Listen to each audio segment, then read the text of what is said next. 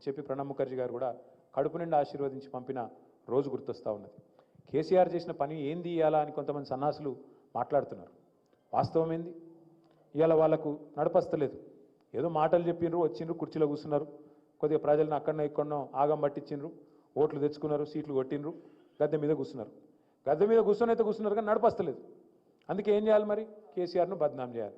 అందుకే మీరు చూడండి, గ్రామీణ స్థాయిలో ఉండే కాంగ్రెస్ కార్యకర్త నుంచి రాష్ట్రంలో అత్యున్నత పదవిలో ఉండే ముఖ్యమంత్రి నుంచి కేంద్రంలో ఉండే రాహుల్ గాంధీ దాకా ఒకటే వరుస. ముఖం బాగా లేకపోతే అద్దం బలగొట్టినట్టు వీళ్ళకు నడపరాక కేసీఆర్ అప్లపాలు చేసిపోయింది. అయిపోయింది, మొత్తం ఆగమైపోయింది, మొత్తం మేము చేద్దాం అనుకున్నాం కానీ అప్లపాలు అయిపోయింది అని చెప్పి చిల్లర మాటలు తప్ప ఒక్కటంటే 20 నెలల్లో పనికొచ్చిన మాట మాట్లాడే పరిస్థితి లేదు. మరి ఆ చిల్లర మాటలు మాట్లాడే, అప్పుల మీద తప్పుడు కూతలు కూసే కాంగ్రెస్ పార్టీకి నిన్నగాక మొన్న పార్లమెంట్లో సమాధానం లభించింది. పార్లమెంట్లో స్పష్టంగా కేంద్ర ప్రభుత్వం చెప్పింది, కేసీఆర్ గారి ప్రభుత్వం చేసిన అప్పు మీరు ఇచ్చిపోయిన అప్పుతో సహా కలిపితే 3.5 లక్షల కోట్లు, అది తీసేస్తే కేవలం 2,80,000 కోట్లు మాత్రమే అనే మాట కూడా నిన్నగాక మొన్న కేంద్ర ప్రభుత్వమే సాధికారంగా పార్లమెంట్లో చెప్పింది, బయట చెప్పలేదు.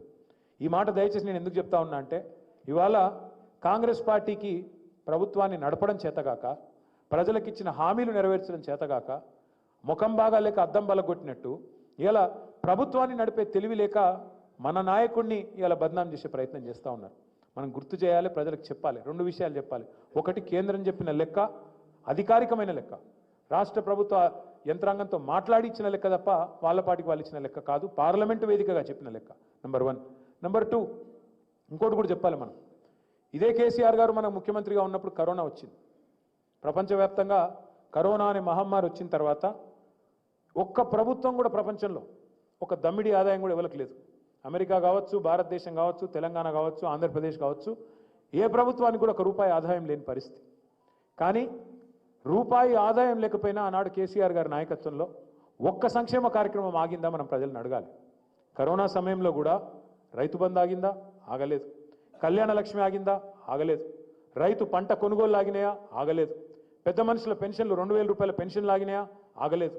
అంటే దమ్మిడి ఆదాయం లేకపోయినా, రూపాయి ఆదాయం లేకపోయినా మరి సంక్షేమ పథకాలు కానీ అభివృద్ధి పనులు కానీ ఆగలేదు. ఆఖరికి కరోనా టైంలో హైదరాబాద్లో రోడ్లు కూడా వేసుకున్నాం మనం. దేశంలో ఎవరు పని చేయలే, కేవలం మనం మాత్రమే హైదరాబాద్లో రోడ్లు కూడా, ఎందుకంటే మంచిగా ఫ్రీగా దొరికింది హైదరాబాద్ అని చెప్పి రోడ్లు కూడా పూర్తి చేసినాం. అట్లా మనం పని చేసినాం. ఇది ఎందుకు చెప్తా ఉన్నా నేనంటే, ఆ రోజు ఒక సమర్థవంతమైన నాయకుడు మనకు ఉన్నాడు కాబట్టే ఆదాయం ఉందా లేదా అని మనం చూడలే. అల్టిమేట్గా అవకాశం దొరికినప్పుడు అటు సంక్షేమం ఇటు అభివృద్ధి జోడెద్దుల మాదిరిగా పరుగులు పెట్టించినాం.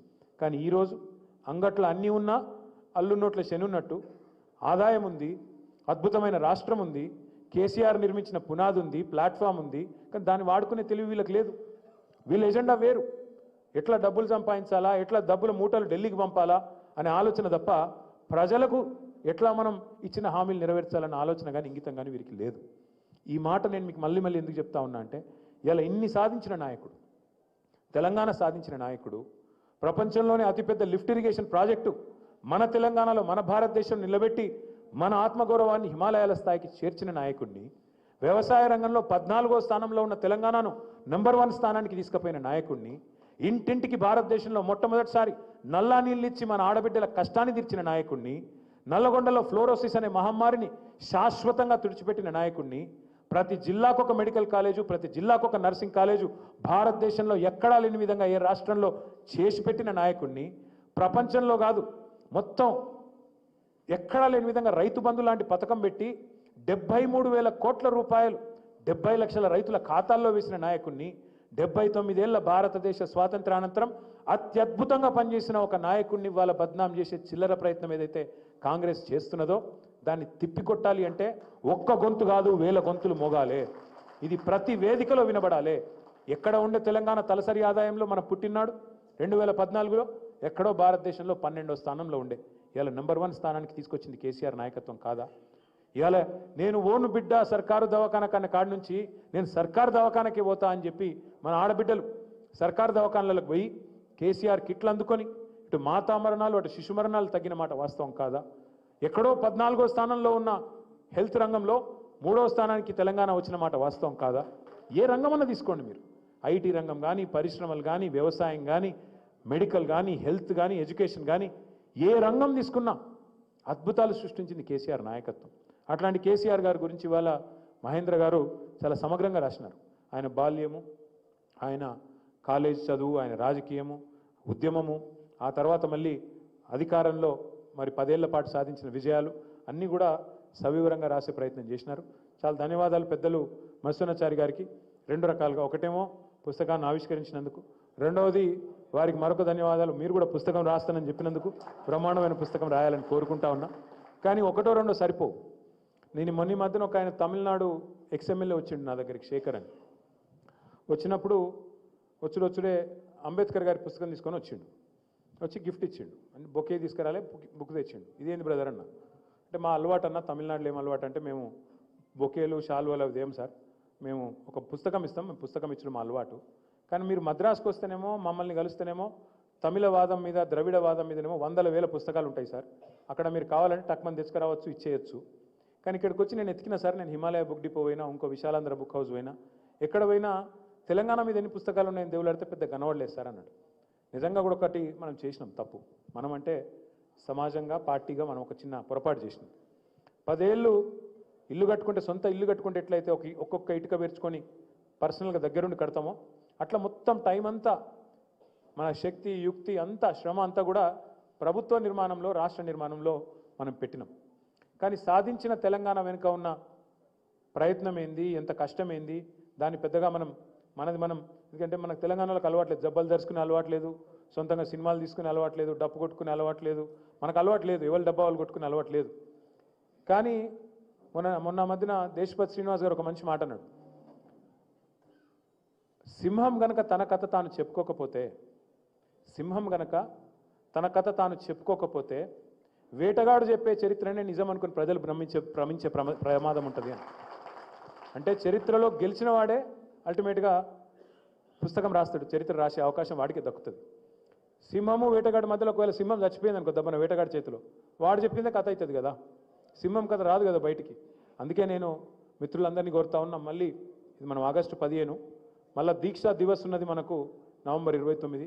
నా విజ్ఞప్తి పెద్దలు వినోద్ గారితో, మత్స్యనాచారి గారితో, ఇంకా మిగతా పెద్దలు వేదిక మీద ఉన్నవారు అందరితో కూడా కలిసికట్టుగా ఒక టీమ్గా తెలంగాణ చరిత్రను, ఆ తెలంగాణ చరిత్రలో ఉన్న మహామహులు జయశంకర్ గారు కానీ, ఇంకా చాలామంది కాళోజీ గారు కానీ, ఇంకా చాలామంది మహామహులు అందరితో పాటు మన నాయకుడు కేసీఆర్ గారిది కూడా గొప్పగా మన తెలంగాణ వాదం గురించి ఆయన చేసిన ప్రయత్నం కానీ, రాష్ట్రం గురించి ఆయన పడ్డ తపన కానీ, ఢిల్లీలో వారి అనుభవాలు కానీ, ఇంకా వారితో ఉన్న వివిధ రకాల మరి అనుభూతులు కానీ, వీటన్నిటిని కూడా దృశ్య శ్రవణ మాధ్యమంలో, కేవలం ఒక పుస్తకమే సరిపోదు. ఎందుకంటే ఇవాళ రేపటి పిల్లలు పుస్తకాలు చదువుతలేరు, వాళ్ళంతా ఆడియో బుక్స్ వింటాన్రు, అవి చూస్తాను, వాటిని ఏమంటారు, ఇన్స్టాగ్రామ్లు, రీల్స్, వాటిలోనే ఎక్కువన్నది లొల్లి.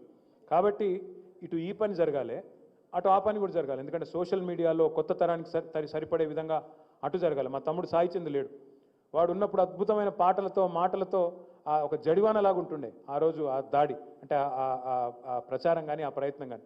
అట్లా సాంస్కృతికంగా ఒకవైపు, మరొక వైపు పుస్తకాల రూపంలో, మరొక వైపు ఇంకో రూపంలో చాలా ప్రయత్నం జరగాల్సి ఉంది. ఎందుకంటే మనం గుర్తుపెట్టుకోవాల్సింది ఒకటే, అది ఆఫ్రికన్ సామెత ఇది, సింహం తన కథ తాను రాసుకోకపోతే వేటగాడు చెప్పేదే చరిత్ర అవుతుంది. అది జరగద్దు అంటే, కాంగ్రెస్ వాడు, బీజేపీ వాడు చెప్పే తెలంగాణ చరిత్ర మన పిల్లలకు తప్పుడు చరిత్ర పోవద్దంటే తప్పకుండా మనమే ఎవరైతే తెలంగాణ సాధించినామో మనమే మళ్ళొక్కసారి మన నాయకుల గొప్పతనాన్ని, ఈ పోరాటం గొప్పతనాన్ని, ఈ పోరాటం ఔన్నత్యాన్ని మనమే చెప్పాలి. దానిలో పెద్దలు మత్స్యనాచారి గారు నడుం బిగిస్తానన్నందుకు వారికి, ఇంకా చాలామంది సాహిత్య అభిలాష, రాసే శక్తి ఉన్న వాళ్ళు ఉన్నారు, రాసే శక్తి లేకపోతే చెప్పే శక్తి ఉన్న వాళ్ళు కూడా చాలామంది ఉన్నారు. వాళ్ళందరినీ కూడా నేను కోరుతా ఉన్నా, దయచేసి, ఎందుకంటే ప్రతిపక్షంలో ఉన్నాం, మనమేం గవర్నమెంట్ నడిపేది లేదు, మనమేం అర్జెంటుగా ఈ ఫైల్ సంతకం పెట్టేది లేదు. కాబట్టి ఎవరి శక్తికి తగ్గ విధంగా వారు, ప్రొఫెసర్ ఆయచితం శ్రీధర్ గారు ఉన్నారు, మన రాష్ట్ర గ్రంథాలయ సంస్థ అధ్యక్షులుగా వారు పనిచేస్తున్నారు. మా సోదరుడు పట్నం నరేందర్ రెడ్డి గారు ఉన్నారు. ఒక్కొక్కరికి ఒక్కొక్క చరిత్ర తెలుసు. లగచర్ల గురించి అడిగితే నరేందర్ రెడ్డి బ్రహ్మాండంగా చెప్పగలుగుతాడు. అట్లా ఎవరికి తోచింది, ఎవరికి అర్థమైన పోరాటం, ఎవరికి తెలిసిన పోరాటం ఈ గత 24-25 ఏళ్లలో జరిగింది, ఎవరి వర్షన్ వాళ్ళు మనం చెప్పగలిగితే బాగుంటుందని మళ్ళొక్కసారి మనస్ఫూర్తిగా మీ అందరినీ కోరుతూ, సోదరుడు మహేంద్ర గారికి గట్టిగా చప్పట్లతో అభినందనలు చెప్పాలని కోరుతూ